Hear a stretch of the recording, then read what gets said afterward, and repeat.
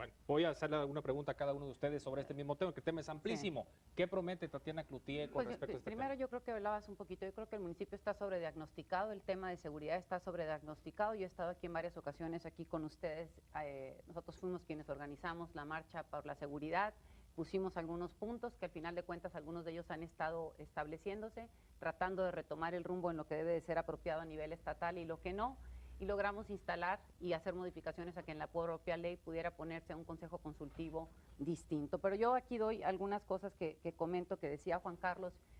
Evidentemente, el delito del fuero común y algunos actos, todavía el semáforo delictivo en San Pedro sigue apareciendo en rojo. Y uno de ellos tiene que ver con el robo a casa de habitación. De febrero a marzo subió casi en el tantito más del 100%. El robo a autos también subió y sigue manteniéndose. El semáforo cambió de verde a rojo. Y me parece que esto es delicado y por eso nosotros estamos proponiendo lo que denominamos el Zoom ciudadano. Es decir, muchas de las cosas que el C4 puede hacer no se pueden complementar y yo creo que en esto coincidimos todos, que más cámaras, toda la parte técnica es clara que ahora es, a partir de este evento, es qué dicen los expertos y mientras tú no pongas en la página de internet el nombre y el apellido de quién es responsable de cada una de las colonias, quién es el responsable de cierto sector, tú no podrás exigir las cuentas porque terminas poniendo todo el problema en una sola persona. Nosotros lo que estamos proponiendo en este Zoom ciudadano es decir, que cada quien sepa quién es el responsable en la cuadra, quién es el responsable en cada manzana con nombre y apellido y puesto en internet para poder saber a quién le pides cuentas de qué y el que no pueda, como dijo Martí, que renuncie. Pero me llama la atención algo que decía aquí Mauricio.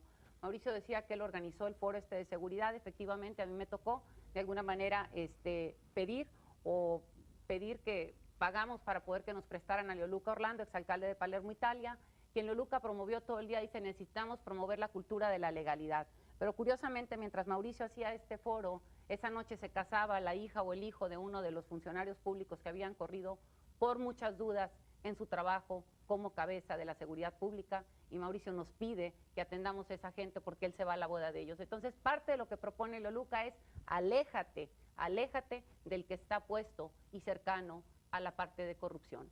Bien, voy a una segunda ronda y si quiere aprovechar para contestar aquí a Tatiana o como Pues usted quiera. no sé cuál boda se refiere.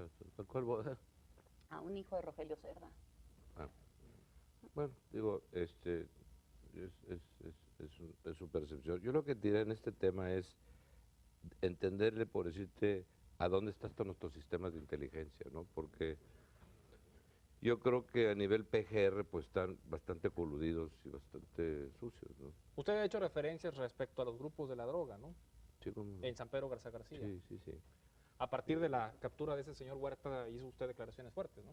Bueno, pues simplemente lo que pues es bastante voz populi, ¿no? Que está más manejado por el grupo de los Beltrán Leiva, un brazo del cartel de Sinaloa, y que el resto de la zona metropolitana está mucho más orientada a los Zetas, que es también un brazo del cartel del Golfo, ¿no?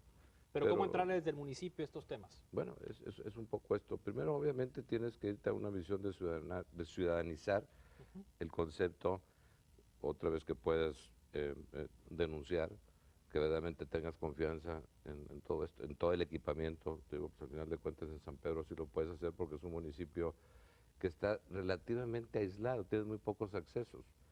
Y otra cosa importante que pues, sí es un enfoque que yo traigo muy fuerte es irnos mucho más a la parte militar mexicana. O sea, porque los sistemas de inteligencia de nuestro ejército son para mí muy confiables y de hecho yo he estado en contacto también con parte del ejército en estos temas y siento que sobre esas bases podría ser un militar la nueva cabeza de San Pedro Garza García en el tema de policía, ¿no? ¿Tiene que ver la presencia de estos grupos con el elevado consumo que hay entre jóvenes sanpetrinos de las drogas? ¿O con el nivel de consumo, para no poner calificativo? Mira, el problema de San Pedro, yo te puedo decir mi experiencia de 20 años, que son las cosas horribles y terribles. Yo creo que la peor droga que se consume en San Pedro, sobre todo en los niños, son inhalantes. Y son drogas que están legalizadas y sin control gubernamental. Y esas drogas, desgraciadamente, pues te dejan imbécil, que es prácticamente el término. O sea, los inhalantes te disuelven la masa encefálica del cerebro y el niño queda pues tontito. Entonces, sí es un tema muy complejo, pues, te tienes que meter a las familias, te tienes que meter a muchos temas. Bueno, ¿se puede hacer eso desde los municipios? Sí se Yo puede, creo que sí, por y aquí una de supuesto. las cosas importantes, yo creo que efectivamente en la parte más menos favorecida sí consume la gente eso, pero no nos perdamos, no es un asunto solamente de niños. Hay adolescentes y adultos que consumen y en eso es delicado porque si no, no tendríamos muchos de los problemas que tenemos. Y cuando el adulto consume y cuando los jóvenes están consumiendo, que lo encuentran al final de cuentas en muchos de los antros, a los lugares a donde van de fiestas, también esta droga de la que está hablando Mauricio es una droga legal.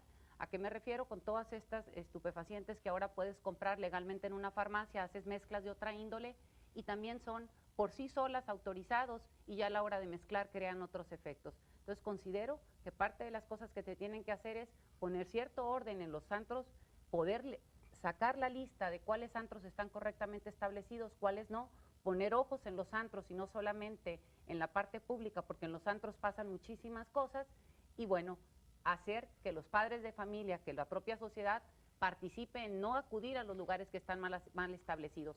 No es una situación de clases sociales el consumo de droga, ni de menores. Hay mayores que consumen, hay mayores, hay jóvenes y hay gente de todas las clases, y cuando lo clasificamos o decimos son los menos favorecidos, estamos cometiendo un error porque no estamos reconociendo el problema que lo tenemos con quien tiene más poder adquisitivo, que va a las colonias populares en este momento, y yo creo que en los recorridos lo hemos visto todos, a decir quiero comprar, y termina creándose un problema de otro tipo. Es que tradicionalmente y específicamente en San Pedro los alcaldes dicen, no, es que no podemos con los antros, no podemos con los amparos. Entonces ahí, usted que fue diputado federal, bueno, usted fue senador, usted fue diputado federal, ¿qué se puede hacer desde un municipio?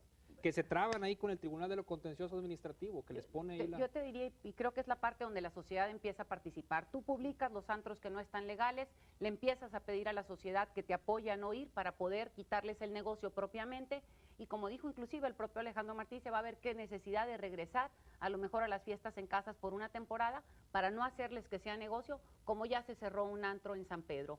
Ya se cierra, y cuando se cierra logramos hacerlo.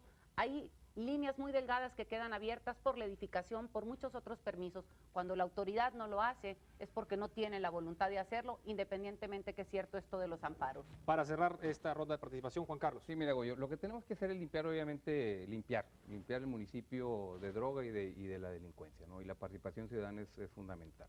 Nosotros estamos proponiendo que esa participación ciudadana se dé, obviamente, mediante un solo número de emergencia, y no inventemos cosas en la seguridad.